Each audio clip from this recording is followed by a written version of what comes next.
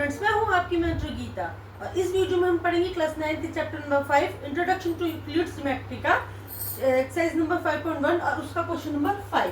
तो चलिए स्टार्ट करते हैं क्वेश्चन नंबर 5। क्वेश्चन नंबर 5 में कह रहा है in question 4 point C is called a mid point of the segment AB, prove that every line segment has one and only one mid point. हमने जो क्वेश्चन 4 पढ़ा था उसमें बोल दिया गया था आपको कि ये AB है, एक सेगमेंट है और C जो है उसका मिड पॉइंट है। अब आपको बताना है कि हर एक सेगमेंट का, चाहे कितना भी कोई सेगमेंट हो, उसका जो सिर्फ और सिर्फ क्या होता है, एक ही मिड पॉइंट होता है। तो चलिए अब इसने जो दिया है हम उसको पहले लिख लेते हैं कि हमें क्या दिया है। उसने दिया है C is the mid point of AB और वो कह रहा है कि सिर्फ हर एक सेगमेंट तक सिर्फ और सिर्फ कितना मिड पॉइंट होता है, सिर्फ एक मिड पॉइंट होता है। हम इसको क्या करते हैं, अज्यूम करते हैं कि जो इसने बोला हम उसका अपोजिट अज्यूम करते हैं। हम अज्यूम करते हैं कि हर एक मिड पॉइंट के हर एक सेगमेंट के दो मिड पॉइंट होते हैं। तो हम लिख लेते हैं, पहला हमने ए बी ले लिया, इसका मिड पॉइंट क्या है सी। दूसरा हमने ए बी ले लिया, इसका मिड पॉइंट क्या है टी। तो हम ये क्या लिखेंगे, और हमने क्वेश्चन 4 में पढ़ा था कि अगर ए सी इक्वल टू क्या होगा 1/2 ऑफ ए बी। कैसे कि अगर देखिए A B mid point, A B एक सेगमेंट है तो सी क्या हो गया, इसका मिड पॉइंट हो गया। तो जो ए सी होगा वो ए बी का क्या होगा, हाफ होगा। तो और अगर ए डी मिड पॉइंट है तो ए डी इक्वल टू क्या होगा 1/2 ऑफ ए बी। यानी कि पहले हम एज्यूम करते हैं, assume segment has two midpoints.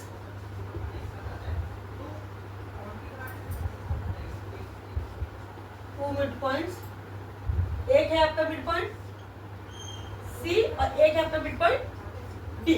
अगर हम C लेते हैं तो AC क्या होगा, AB का हाफ होगा। अगर हमने C को मिड पॉइंट लिया है तो AC क्या होगा, AB का हाफ होगा। और अगर हम D मिड पॉइंट ले रहे हैं तो AB क्या होगा, तो AD क्या होगा, AB का हाफ होगा। चलिए अब अगर हम भी देखें AC हाफ है AB का, AD भी है हाफ AB का, तो इसका मतलब क्या हो गया, AC बराबर किसके हो गया, AD के। AC बराबर क्या हो गया, AD। क्योंकि अगर हमारा C मिड पॉइंट है तो AC हाफ हो गया AB का, D मिड पॉइंट है तो AD हो गया हाफ AB का। तो हम क्या करेंगे, इसको ऐसे लिख सकते हैं। अब आप ये देखिए, अगर हम ये लेते हैं AC is equal to AD, ठीक है, तो इसका मतलब क्या है, ये AC है आपका और ये AD है। दोनों क्या हो गई, दोनों ही मिड पॉइंट है। तो यानी कि C और D क्या है, दोनों मिड पॉइंट है। तो इसका मतलब क्या हुआ कि C और D क्या है, इक्वल, C इक्वल D। तो इसका मतलब क्या हुआ कि किसी भी सेगमेंट का सिर्फ और सिर्फ क्या होता है, अगर हम AB को मिड पॉइंट C लेते हैं और इस वाले AB का मिड पॉइंट D लेते हैं तो C और D क्या हो गए, दोनों मिड पॉइंट हो गए, दोनों क्या हो गए, सेम। तो इसका मतलब क्या है कि segment has only one mid point। और ये हमने क्या करना था, प्रूफ भी करना था। ओके स्टूडेंट्स, चलिए अब इसी के साथ हमारा ये 5th क्वेश्चन भी कंप्लीट होता है। अब हम करेंगे इसका 6th क्वेश्चन। चलिए अब करते क्वेश्चन नंबर 4। क्वेश्चन नंबर 4 में बोल रहा है इन फिगर 5.10 आपको एक फिगर दी हुई है 5.10, if AC is equal to BD then prove that AB is equal to CD। तो सबसे पहले हमें जो दिया है और जो हमें प्रूफ करना, हम पहले उसे लिख लेते हैं।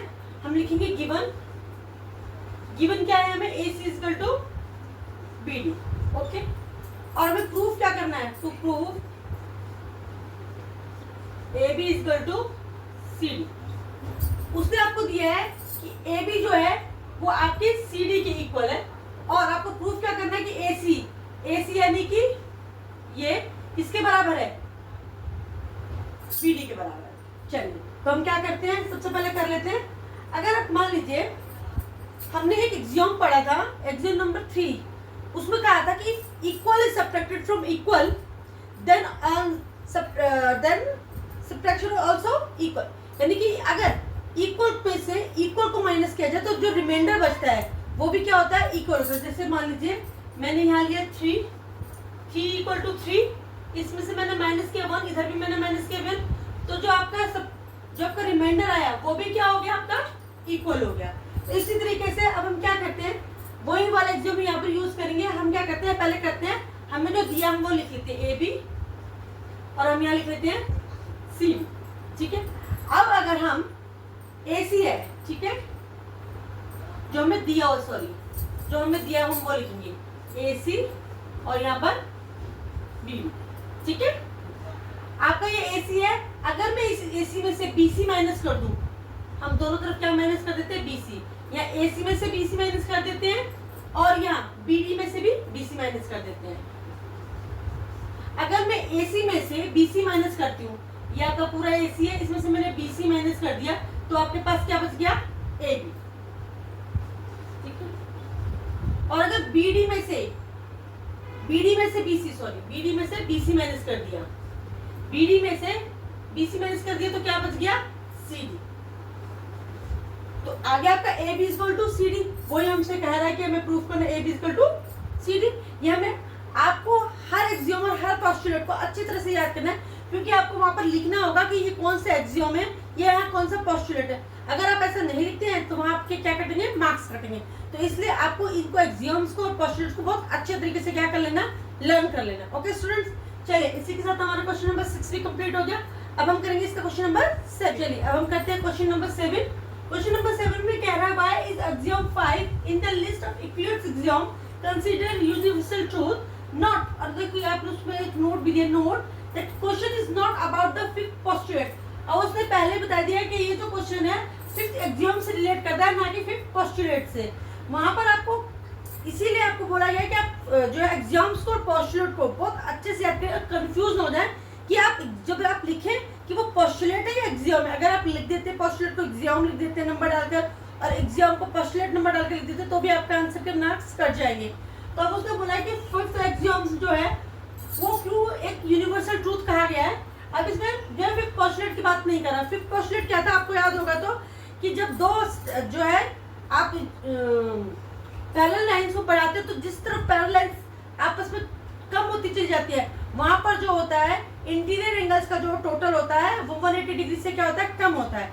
लेकिन जो फिफ्थ एक्सियोम था वो था आपका यूक्लिड का फिफ्थ एक्सियोम की whole is greater than half, या whole is greater than part, ठीक है। यहाँ पे होल का मतलब है कि पूरा, कोई भी चीज पूरी है वो पार्ट का क्या होगा, बड़ा होगा। तो मान लीजिए यहाँ पर मेरे पास एक पिज्जा है, ठीक है। अब पिज्जा में आपको पता ही है कि पार्ट्स होते हैं, स्लाइसेस होती हैं, एक ही हो गई, एक ही हो गई, एक ही हो गई, एक ही हो गई, 1 2 3 4 5 और ये 6, ठीक है। अगर मान लीजिए मैं इसमें से पिज्जा का एक स्लाइस दे देती हूँ, मान लीजिए मैंने स्लाइस नंबर 1 ले लिया, तो जो स्लाइस नंबर एक स्लाइस है वो क्या होगी, इस होल से कम होगी, और ये होल जो होगा इस पूरी स्लाइस का क्या होगा, ग्रेटर होगा। तो यही बात वो एक्सियोम फिफ्थ में कहना चाह रहा है कि जो होल होता है वो पूरे पार्ट का क्या होता है, ग्रेटर होता है। तो और ये क्या है, ये तो यूनिवर्सल ट्रूथ है। क्या अगर आप एक रोटी भी ले रहे हैं, एक रोटी के 4 हिस्से कर रहे हैं, तो जो एक हिस्सा है वो पूरी रोटी से क्या होगा, कम होगा, और जो पूरी रोटी होगी वो एक हिस्से से, एक टुकड़े से क्या होगी, ऑलवेज ग्रेटर होगी। यही इस एक्सियोम में वो बताना चाह रहा है। इसलिए कि ही एक्सियोम्स को, फिफ्थ एक्सियोम को क्या किया गया, कंसीडर यूनिवर्सल ट्रूथ कंसीडर किया गया। ओके स्टूडेंट्स, चलिए इसी के साथ हमारे 7th क्वेश्चन भी यही कंप्लीट होता है, और इसके साथ ही हमारी ये एक्सरसाइज भी यही कंप्लीट होती है। नेक्स्ट वीडियो में मिलूंगी आपको नेक्स्ट एक्सरसाइज के साथ। तब तक के लिए अगर आपको मेरी वीडियो अच्छी लगती है उसको लाइक करें, शेयर करें, सब्सक्राइब करना तो बिल्कुल भी ना भूलें। Bye bye.